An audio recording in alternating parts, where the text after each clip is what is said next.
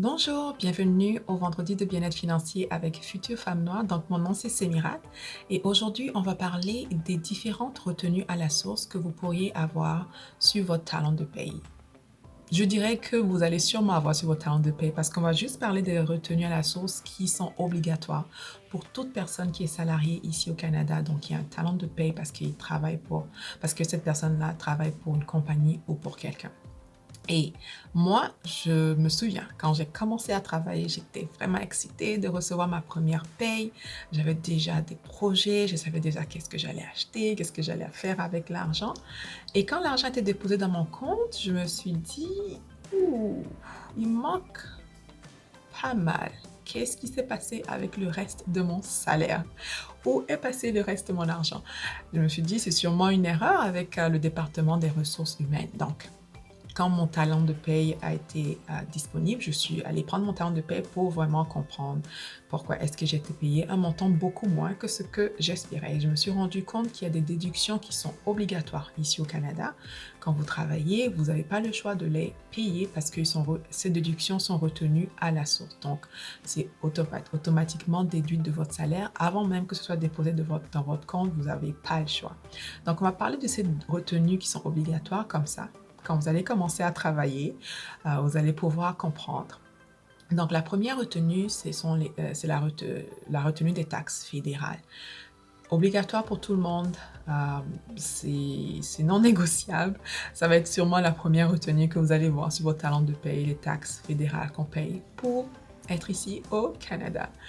La deuxième retenue, ce sont les taxes provinciales. Donc ça va varier d'une province à l'autre. Donc les taxes fédérales en général, pour le même revenu que vous habitez dans n'importe quelle province, vont sûrement être la même chose. Mais les taxes provinciales vont être un peu différentes, dépendamment si vous vivez dans une province qui taxe un peu plus comparé à une autre province. Par exemple, le Québec est assez reconnu pour avoir des impôts plus élevés parce qu'ils offrent aussi plus de services que par exemple une autre province. Donc, c'est à vous de décider. Peut-être que c'est quelque chose que vous voulez tenir en compte quand vous allez commencer à travailler. Décider dans quelle province vous voulez habiter, si ça vous avantage par rapport à vos taxes. Donc ça, c'est obligatoire aussi. En général, les taxes provinciales vont être moins que les taxes fédérales. Donc, gardez un œil là-dessus. Si jamais vos taxes provinciales sont plus élevées que vos taxes fédérales, sûrement qu'il y a une erreur. Donc, regardez d'un peu plus près et puis n'hésitez pas à appeler votre département des ressources humaines pour comprendre exactement la raison pour laquelle c'est comme ça. La troisième retenue que vous allez sûrement voir sur votre talon de paye, c'est la retenue de l'assurance d'emploi. Donc ça, c'est automatique. Vous avez une retenue d'assurance emploi qui contribue à un fonds qui est utilisé si jamais vous êtes en deux contrats ou si par exemple votre compagnie, il y a eu des licenciements et malheureusement vous avez été dans le lot des personnes licenciées en attendant que vous trouviez un autre travail. Donc, tant aussi longtemps que vous contribuez au fonds d'assurance emploi pendant un certain nombre de mois, vous y êtes éligible si jamais vous devez en avoir besoin. Même chose aussi, si jamais vous devez aller en congé maternité, vous pouvez utiliser, vous avez accès à un certain montant du fonds d'assurance emploi. Il se peut aussi que vous n'utilisez jamais le fonds d'assurance emploi si vous êtes quelqu'un qui a toujours travaillé ou qui peut-être n'a jamais eu à avoir dû prendre un moment en dehors du travail, mais c'est obligatoire pour tous les Canadiens de contribuer au fonds d'assurance emploi. La quatrième retenue que vous verrez sûrement sur votre talon de paye, c'est les cotisations syndicales.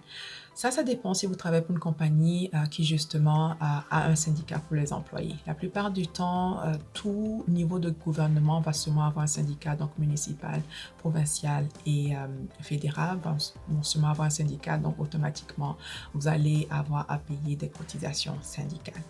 Et la dernière retenue que je pense quand même est obligatoire, mais peut-être que pour certaines compagnies, c'est facultatif, c'est les régimes de retraite que l'employeur peut avoir en place pour les employés. Si vous avez ce type de régime de retraite avec votre employeur, je vous encourage fortement à prendre avantage de ça parce que sûrement, ça va vous aider à contribuer un peu plus rapidement à votre régime de retraite.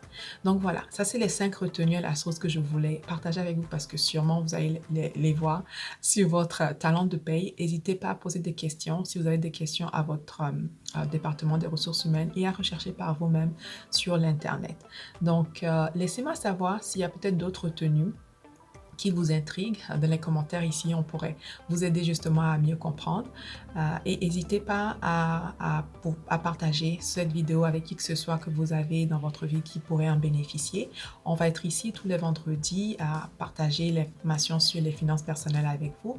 Et n'oubliez pas, le prochain vendredi, il va y avoir justement un petit quiz sur les finances personnelles et j'espère que vous y participerez. Passez un excellent week-end et on se voit la prochaine fois.